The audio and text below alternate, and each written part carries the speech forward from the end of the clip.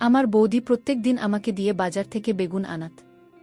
কিন্তু আমার অবাক লাগত এটা দেখে যে যখন বৌদি বেগুনটা রান্না না করে ঘরে নিয়ে চলে যেত, আর যখন বাইরে বেরোত তখন খুঁড়িয়ে খুঁড়িয়ে চলত আর বলতো বেগুনটা অনেক ভালো ছিল। একদিন বৌদির এই রহস্য জানার জন্য আমি নিজের বোনকে বৌদির ঘরে লুকিয়ে থাকতে বলি। কিছুক্ষণ পর আমার বোন ও খুঁড়িয়ে খুঁড়িয়ে ঘরের বাইরে বেরিয়ে আসে। এটা দেখে তো আমার প্রাণ বেরিয়ে যাওয়ার মতো অবস্থা হয়। একদিন বৌদি আমাকে হাফ কেজি বেগুন আনতে বলে। আমি যখনই বেগুন কিনে বাড়ি ফিরি তখন বৌদি আমার থেকে সেই বেগুনটা নিয়ে ঘরে চলে যায়। আমি অবাক হয়ে ভাবতে থাকি যে বৌদির কি হলো। ৪৫ মিনিট পার হয়ে গেছিল। তখনই আমার ভাই অফিস থেকে ফিরে আসে এবং তার শরীর খারাপ ছিল। আমি হলে বসেছিলাম, তাড়াতাড়ি উঠে তার কাছে গেলাম। আমি তার জন্য চিন্তিত ছিলাম। সে বলল কিছুক্ষণ আরাম করলে ঠিক হয়ে যাবে। তারপর সে নিজের ঘরের ভিতরে যাওয়ার জন্য দরজা খোলার চেষ্টা করে, কিন্তু দরজা তো ভিতর থেকে বন্ধ ছিল। ভাই অনেক রেগে যায় এবং অনেকবার দরজা ধাক্কায়, কিন্তু ঘরের ভিতর থেকে বৌদির কোনো আওয়াজ পাওয়া যায় না। ভাই আমার দিকে ফিরে জিজ্ঞেস করে, তোমার বৌদি কোথায়? আর দরজা ভিতর থেকে বন্ধ কেন? আমি বলি, বৌদি তো ঘরের ভিতরেই আছে, হয়তো ঘুমিয়ে পড়েছে। ভাই তখন জোরে জোরে চিৎকার করতে থাকে যে তাড়াতাড়ি দরজা খোল, কিন্তু তারপরেও বৌদির কোনো উত্তর পাওয়া যায় না। আমি ভাইয়ের হাত ধরে চেয়ারের কাছে নিয়ে গিয়ে বলি, তুমি এখানে বসো, আমি দরজা খোলার ব্যবস্থা করেছি। তারপর আমি জোরে দরজায় ধাক্কা দেওয়া শুরু করি, আর সাথে সাথে এটাও বলি, বৌদি দরজা খোলো, ভাই আরাম করার জন্য ঘরে যাবে, তার শরীর ভালো নেই। কিন্তু তারপরেও কোনো কাজ হয় না। আমিও ভাইজের কাছে এসে বসে পড়ি। সে তো রেগে আগুন হয়ে গেছিল। আমি ভাইকে বলি, তুমি আমার ঘরে আরাম করতেই পারো, হয়তো বৌদি ঘুমিয়ে পড়েছে। ভাই বলে যে না, তুমি বরং নিজের ঘরে গিয়ে আরাম করো। কিন্তু আমি ভাইয়ের কাছে বসে থাকি। তখনই ভাইয়ের দরজা খুলে যায়, আর বৌদি খোঁড়াতে খোঁড়াতে ঘরের বাইরে বেরিয়ে আসে। ভাই একদম রেগে বৌদিকে বলে, ঘরের দরজা ভিতর থেকে বন্ধ ছিল। তুমি কি জানো না যে আমি আমার 2 বোনের দায়িত্ব তোমার কাঁধে রেখে কাজে যাই? তুমি কি তাহলে রোজ এমন করো? আমি নিজের 15 বছরের কম বয়সী একজন ভীতু মেয়ে ছিলাম। তারপর ভাইয়ের এমন রাগ দেখে আমি আরও ভয় পেয়ে যাই।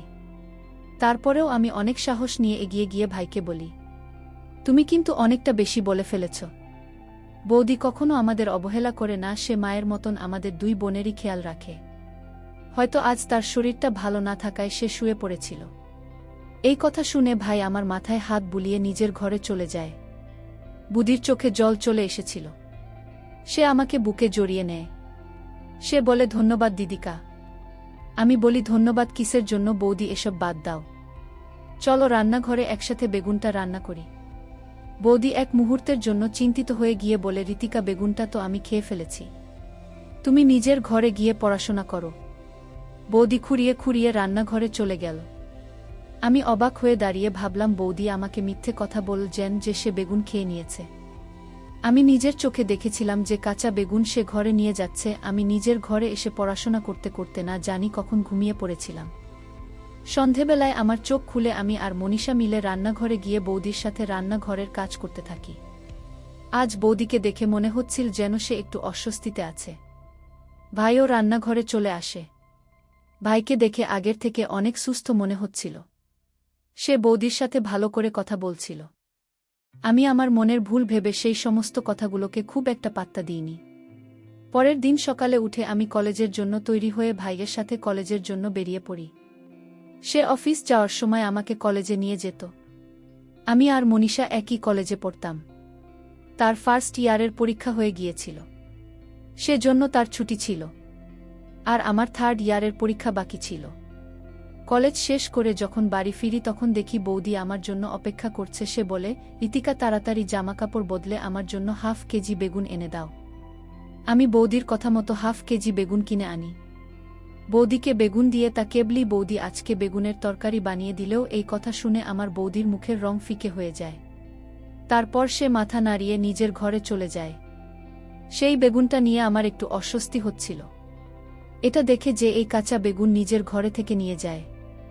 তারপর আমি নিজের ঘরে এসে পড়তে বসি। সন্ধেবেলায় ভাই অফিস থেকে ফিরলে সে মনীষার জন্য খাবার নিয়ে আসত। ভাইয়ের আওয়াজ শুনে বৌদির ঘরের বাইরে বেরোনোর সময় খুঁড়িয়ে হাঁটছিল।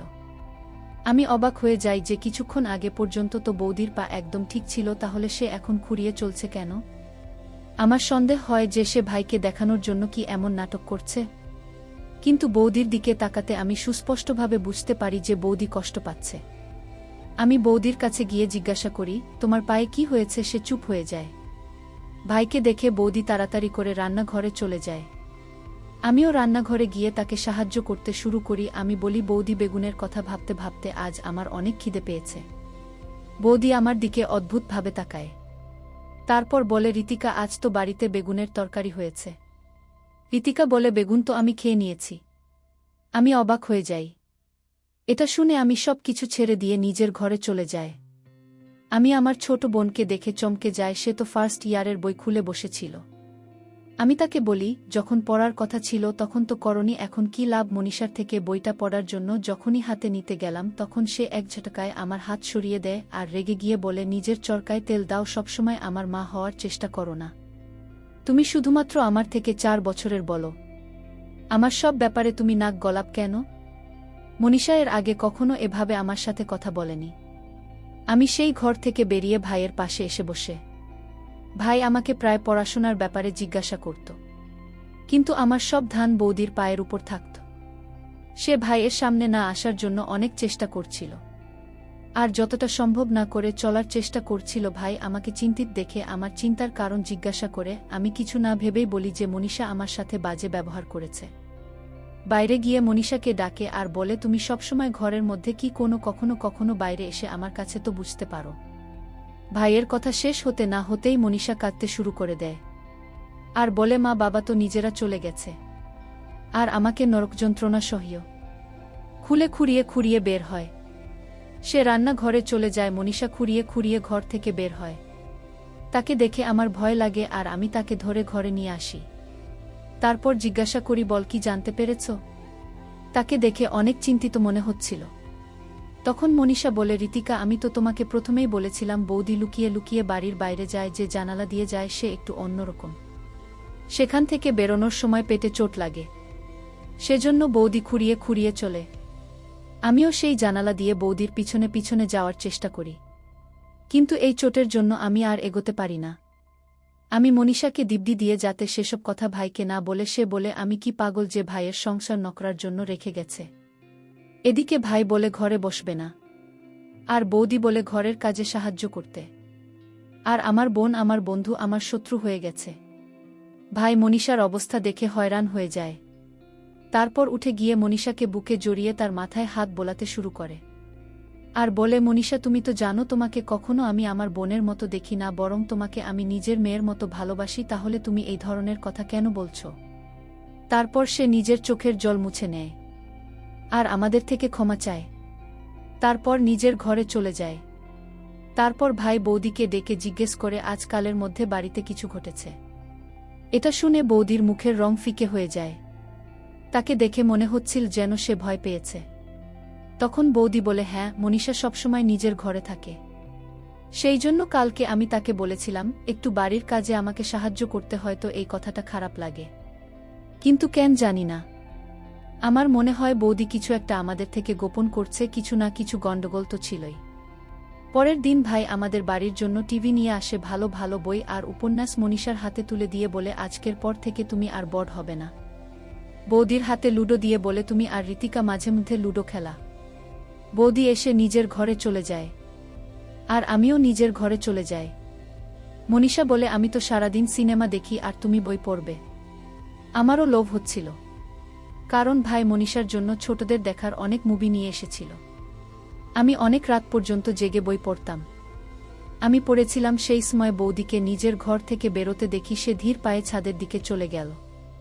এই সময় ছাদে বৌদি কেন যাচ্ছে এটা দেখে আমার চিন্তা হয়। আমি পড়াশোনা বন্ধ করে বাইরের দিকে দেখতে থাকি। প্রায় 1.5 ঘন্টা পর বৌদি নিচে নেমে আসে আর নিজের ঘরে চলে যায়।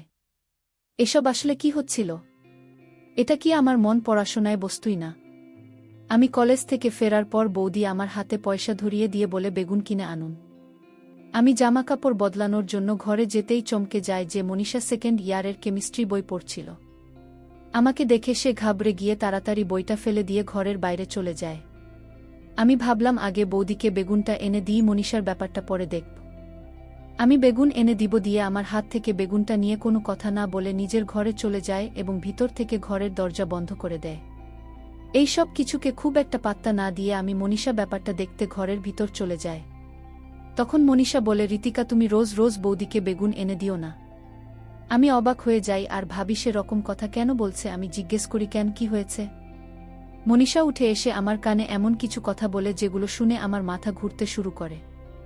আমি মনীষার কথায় অবিশ্বাস করতে পারতাম না, কারণ সে সব সময় ঘরে থাকত। বৌদির ব্যাপারে সে আমার থেকে বেশি জানবে। আমি মনীষাকে দিব্যি দিয়ে বারণ করে দিই যে সে যেন আর কখনো এ সমস্ত কথা না বলে। আমি নিজে সব কিছুর ব্যাপারে সমাধান করব। সব সত্য সামনে আসার পর তুমি কথা বলবে। এই ব্যাপারে আমি পড়তে বসি আর মনীষা ছাদে চলে যায়। আমায় একদম পড়তে ভাল লাগছিল না। আমি আর মনীষা বৌদির জন্য চিন্তায় ছিলাম। এরা দুজনেই অদ্ভুত অদ্ভুত কাজ করছিল। আমি এসব চিন্তাভাবনা করছিলাম। তখন বৌদি নিজের ঘর থেকে খুঁড়িয়ে খুঁড়িয়ে বের হলো। আমার কিছু গণ্ডগোল আছে বলে মনে হয়। বন্ধুরা, ভিডিও মাঝখানে একটা কথা বলতে চাই। আমি তোমাদের সর্বদা হাসি খুশি রাখার জন্য খুব কষ্ট করে ভিডিও বানাই। তাই তোমাদের কাছে অনুরোধ থাকবে, অবশ্যই এই ভিডিওটি দেখে একটি লাইক করবেন এবং আমাদের চ্যানেলটি সাবস্ক্রাইব করে পাশে থাকবেন। তো আমি জিজ্ঞাসা করি, বৌদি বেগুন কোথায়? বৌদি বলে, আমি তো বেগুন খেয়ে নিয়েছি। অনেক সুস্বাদু বেগুন ছিল। আমি চুপ হয়ে যাই। বৌদি খুঁড়িয়ে খুঁড়িয়ে নিজের কাজ করতে লাগল। তারপর হঠাৎ বৌদি জিজ্ঞাসা করেন, মনীষা কোথায়? আমি বলি, সে ছাদে গেছে। এই কথা শুনে তো বৌদির মুখের রং ফিকে হয়ে যায়। সে খুঁড়িয়ে খুঁড়িয়ে ছাদে চলে গেল। আমি নিজে বই পড়তে শুরু করি। ভাবি, এরা পাগল হয়ে গেছে আর আমাকে পাগল করে দেবে। কিন্তু কোনোভাবেই আমার পড়াশোনায় মন বসছিল না। বৌদির ছাদে যাওয়ার অনেকক্ষণ সময় হয়ে গিয়েছিল। আমিও তাদের পিছন পিছন ছাদে যাই। সিঁড়ি দিয়ে ওঠার সময় আমি খুব ভালোভাবে বৌদির কথা শুনতে পাচ্ছিলাম। সে মনীষাকে খুব বাজেভাবে বকছিল। মনীষা কান্নার আওয়াজও শোনা যাচ্ছিল। নিজের বোনের জন্য আমার খুব দুঃখ লাগছিল। আমি যখনই ছাদে পৌঁছাই, বৌদি আমাকে দেখে ভয় পেয়ে যায়। সে মনীষাকে বুকে জড়িয়ে খুব ভালোভাবে বলে, লুডো খেলবে না। বৌদির সাথে মনীষা নিজের চোখের জল মুছে জোর করে হাসার চেষ্টা করছিল। আমি তাদের দুজনকে এভাবে দেখে অবাক হয়ে যায়। আমি মনীষার হাত ধরে তাকে টেনে নিয়ে নিচে চলে আসি। ঘরে নিয়ে গিয়ে তাকে জিজ্ঞাসা করি, বৌদি তোমাকে কেন বলছিল? মনীষা ঘাবড়ে গিয়ে বলে যে, না না বুদি, আমাকে কেন বলবে? সে তো আমাকে অনেক ভালোবাসে। আমি চুপ করে যাই। আমি বলি, মনীষা, আমার তোমার সাহায্যের প্রয়োজন আছে। আমি বৌদি রহস্য জানতে চাই। সেদিন তুমি আমাকে যে কথাগুলো বললেন সেগুলো শুধু তোমার মনের ভুল, কিন্তু আমি চাই তুমি আমাকে প্রমাণ দেখাও। কালকে যখন আমি বৌদিকে বেগুন কিনে এনে দেব, তুমি চুপ করে বৌদির ঘরে লুকিয়ে থাকবে আর দেখবে বৌদি কি করে বেগুন খায় আর সে কেন খুঁড়িয়ে খুঁড়িয়ে ঘরের বাইরে বের হয়। আমার কথা শুনে মনীষা বলে, ঋতিকা, আমি তোমাকে সাহায্য করব। পরের দিন যখন কলেজ থেকে বাড়ি ফিরি, তখন দেখি বৌদি আমার জন্য অপেক্ষা করছে। সে বলে, দিদিকা, তাড়াতাড়ি আমার জন্য বেগুন এনে দাও। আমি মুখ ধুয়ে ঘরে চলে যাই আর মনীষাকে সব বুঝিয়ে দিই। যখনই আমি বৌদিকে ডাকব, তখনই তুমি তার ঘরে গিয়ে লুকিয়ে পড়বে। আমি বৌদিকে ডেকে বললাম, এখন বেগুনের দাম আগের থেকে বেড়ে গেছে, আমাকে আরও কিছু টাকা দাও। বৌদি হাসে বলে, হ্যাঁ, আমি এখনই দিচ্ছি। ব্যাস এইটুকু সময়ের মধ্যে মনীষা বৌদির ঘরে গিয়ে লুকিয়ে পড়ে। আমি বেগুন আনার পর বৌদি খুশি হয়ে আমার কাছ থেকে বেগুন নিয়ে নিজের ঘরে চলে যায়। আমি হোল ঘরে গিয়ে বিড়ালের মতো পাক খাচ্ছিলাম। ৪৫ মিনিট পর বৌদির ঘরের দরজা করব। আমি মনীষার হাতে একটা বই দিয়ে বলি যে, তুমি এটা পড়। আমি তার মাথা থেকে এই কথাগুলো সরাতে চাইছিলাম, কিন্তু নিজেই চিন্তায় ছিলাম যে বৌদির ব্যাপারে ভাইকে বলবো না কি বলবো না।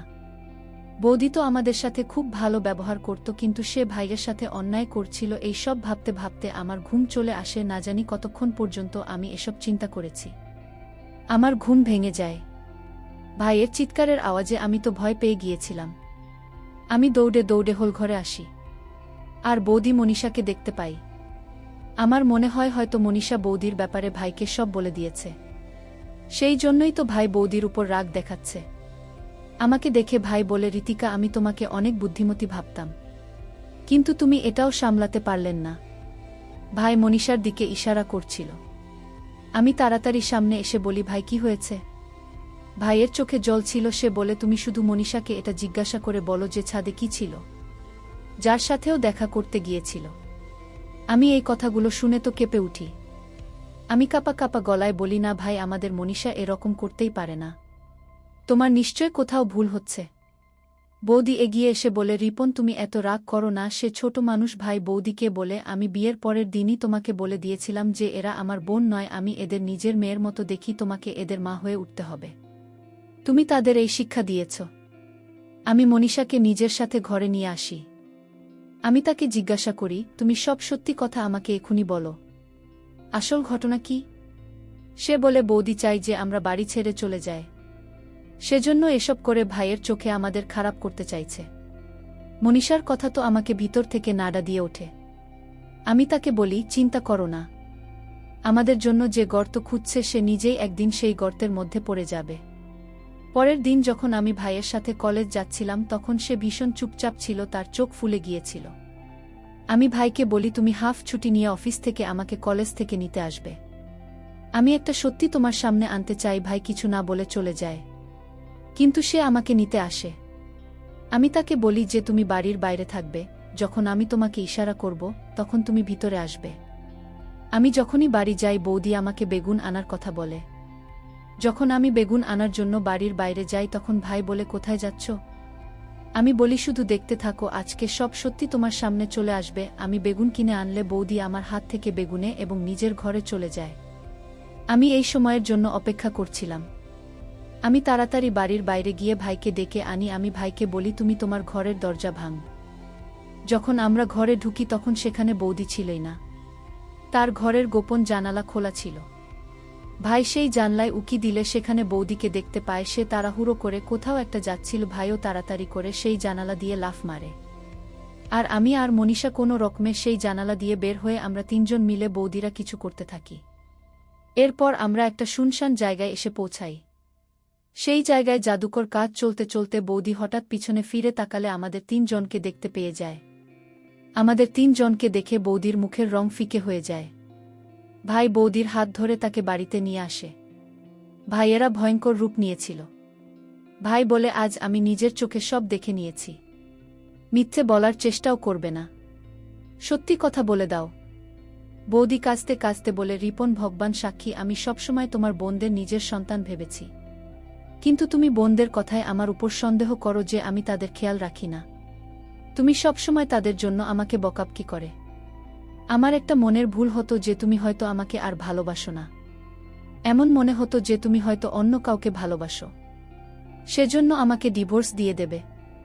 এই কথা আমি আমার বৌদিকে বলতে সে বলে, একটা পীর বাবা আছে যে খুব ভালো জাদুঘরে, যার ফলে স্বামী হাতের মুঠোয় চলে আসবে, সেই জন্য আমি তোমাদের লুকিয়ে সেখানে যেতাম। বাবা বলেছিল পুরো 40 দিন হাফ কেজি বেগুন তাকে এনে দিতে হবে।